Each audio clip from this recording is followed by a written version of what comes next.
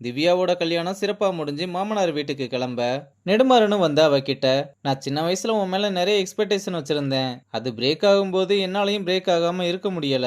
இருந்தாலும் பரவாயில்ல, நீ உன்னோட லைஃப சூஸ் பண்ணிட்ட. ஆனா என்னால முழுசா அதுல இருந்து வெளியே வர முடியல. ஆனா அதுக்கு கண்டிப்பா நான் ட்ரை பண்றேன். நீ எங்க இருந்தாலும் நல்லா இருக்கணும்னு அவளை வாழ்த்திட்டு மாப்பிள்ளைய அப்படியே தனியா கூட்டிட்டு வந்து, நான் திவ்யாவை எவ்வளவு திட்டினாலும் அவ என் பொண்ணு. ஆனா நீ அவளுக்கு ஒரு சின்ன கஷ்டம் கூட கொடுக்காம பாத்துக்கணும். ஒருவேளை அப்படி நடந்தா அப்பதான் உண்மையான நெடுமாறன் யாருன்னு நீ பாப்ப. இல்ல சார், நான் நல்லா பாத்துக்குவேன்னு சொல்ல, என்ன மாமான்னு கூப்பிட தயங்குறியா? அதெல்லாம் ஒண்ணும் இல்ல, கூப்பிடு. இல்ல சார், நான் இன்னொரு நாளே கூப்பிடுறேன்னு சொல்றான்.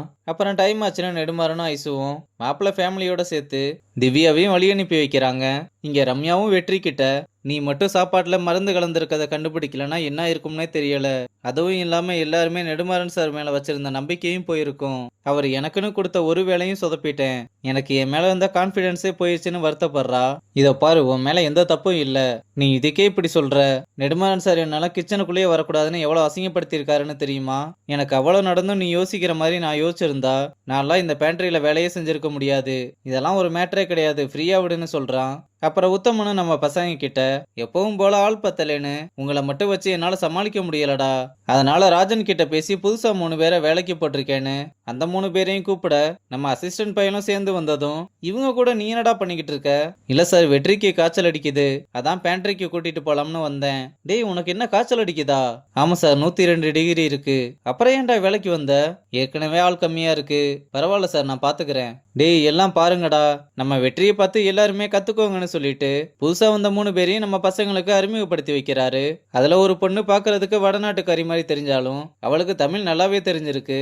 உடனே பாண்டியும் நான் உங்களுக்கு எல்லா இடத்தையுமே சுத்தி காமிக்கிறேன்னு அந்த பொண்ணு கூட கடலை போட்டுக்கிட்டே கிளம்புறான். அப்படி எல்லா இடத்தையுமே சுத்தி காமிச்சிட்டு போய்கிட்டு இருக்கும்போது எதிரில் விக்கி வந்து, என்னடா எல்லாம் புதுசா இருக்கானுங்க, நீதான் இவனுங்களுக்கு எல்லாத்தையுமே சொல்லி கொடுத்துக்கிட்டு இருக்கியா? இன்னைக்கு இதை வச்சு எப்படியோ ஒப்பேத்திரலாம்னு பாத்துட்ட. சரி, நம்ம டீம் மாஸ்டர் எப்படி இருக்காரு? வர்றவங்களுக்கு ஒழுங்கா டீ போட சொல்லு, இல்லனா கழுத்தை பிடிச்சு வெளியே தள்ளிட போறாங்கன்னு பாண்டி கிட்ட ரொம்ப மோசமா பேசிட்டு போறான். அவன் பேசினதுக்கெல்லாம் நம்ம பாண்டி எதுவுமே பேசாததுனால நம்ம வடக்கு பொண்ணு அப்படியே பாண்டிய பாத்துக்கிட்டு இருக்க. அந்த நாய் அப்படித்தான், நீ ஒண்ணு கண்டுக்காதன்னு சொல்றான். அப்புறம் பேண்ட்ரிக்கு வந்து நம்ம பசங்களை அறிமுகப்படுத்தி வச்சுட்டு அப்படியே சாப்பிட்றதுக்கு ஆர்டர் கொடுத்தா, பாண்டினா இவ்வளோலாம் சாப்பிடாத, நான் சொல்றதையும் மீறி சாப்பிட்டா பிளாஸ்ட் ஆயிடுவேன்னு கிண்டல் பண்ண. ஏன்டா, குண்டா இருந்தா இப்படிதான் பேசுவியா? அவர் ஒன்னும் குண்டா இல்ல, சப்பியா தான் இருக்காரு. இந்த மாதிரிலாம் பேசிக்கிட்டு இருந்தா உத்தமன் கிட்ட சொல்லிடுவேன்னு மிரட்ட, பாண்டிக்காக இப்படி ஒரு பொண்ணு சப்போர்ட் பண்ணி பேசினதுனால நம்ம பையனும் ரொம்பவே சந்தோஷப்படுறான். இங்க தீபக்கும் மதன் கிட்ட ரெசார்ட்டோட பிசினஸ் டீடைல்ஸ் எல்லாம் கேட்டு தெரிஞ்சுக்கிட்டு இருக்கத அந்த பக்கமா ரியா வரும்போது அதை பாக்குறா. அப்புறம் தீபக் போனதுமே ரியா வேகமா வந்து என்ன பேசிக்கிட்டு இருந்தீங்கன்னு கேட்க, அவனும் விஷயத்த சொன்னதும், இனிமேல் இந்த டீடைல்ஸ் ஆவது கேட்டாருன்னா நான் சொல்லக்கூடாதுன்னு சொன்னேன்னு சொல்லுங்கன்னு சொல்லிட்டு கிளம்புறா. தீபக் மறுபடியும் அவளோட வாழ்க்கையில நுழைய ட்ரை பண்றது அவளுக்கு சுத்தமா பிடிக்கலன்னு நல்லாவே தெரியுது. அப்புறம் வெற்றிக்கு உடம்பு சரியில்லாததுனால நம்ம பாண்டி பொரோட்டாவை பிணைஞ்சுக்கிட்டு இருக்க. அப்ப ரம்யா வந்து, நீ என்னடா இங்க பண்ணிக்கிட்டு இருக்க? வெற்றி எங்க? அவனுக்கு கொஞ்சம் உடம்பு சரியில்லாதான் வரல. சரி, மாத்திரையெல்லாம் போட்டானா? நான் தான் வேலையை முடிச்சிட்டு மருந்து வாங்கிட்டு போனோம். நீ போறதுக்கே 12 மணிக்கிட்ட ஆயிரும். அது வர சாப்பிடாம மாத்திரை போடாம இருப்பானா?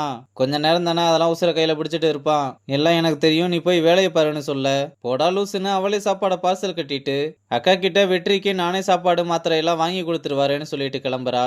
சரி, கால் பண்ணி வெளியே வர சொல்லி கொடுப்பான்னு பார்த்தா டைரக்டா ஹாஸ்டலுக்குள்ளேயே வர நம்ம பசங்க எல்லாருமே வாய பழந்து பாக்குறானுங்க.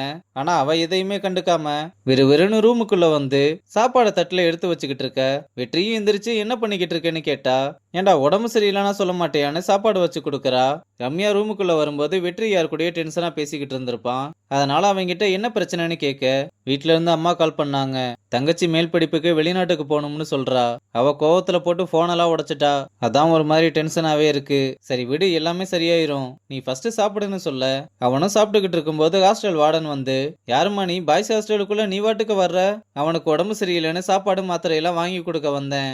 இப்ப அதனால உங்களுக்கு என்ன? தாயே, உன்னோட வாயை வச்சுக்கிட்டு கொஞ்சம் சும்மா இரு. ஏன்டா, உனக்கு மாத்திரை வாங்கிட்டு வர சொல்றதுக்கு பசங்களே இல்லையான்னு கேட்டதும், என்ன ஒரு ஹெல்ப் பண்ணதுக்கெல்லாம் இப்படி பேசிக்கிட்டு இருக்கீங்க? உங்களெல்லாம் இப்படியே விட்டா சரி வராது. இப்பவே ஹியூமன் ரைட்ஸுக்கு கால் பண்ணி உங்க மேல கம்ப்ளைண்ட் பண்ணி என்ன பண்றேன்னு பாருங்கன்னு வேகமா போனை எடுத்து கால் பண்ண போனா, ஏமா கொஞ்சம் அவசரப்படாம நான் சொல்றத கேளுமான்னு, பசங்க தங்குற இடத்துக்கு இந்த நேரத்துல வர்றது சரியான நீயே சொல்லு, அதுக்கு அவனை அப்படியே விட முடியுமா? ஏமா நீயும் கூட சாப்பிடு, சாப்பிட்டு எவ்வளவு சீக்கிரமா போக முடியுமோ அவ்வளவு சீக்கிரமா இங்க இருந்து கிளம்பிருன்னு சொல்லிட்டு போறாரு. வெற்றியும் ரம்யா பேசினதை கேட்டு, யாரு சாமி நீன்னு பாத்துக்கிட்டு இருக்க? என்னடா பாத்துக்கிட்டே இருக்க, உட்காந்து சாப்பிட்றான்னு சொல்றா.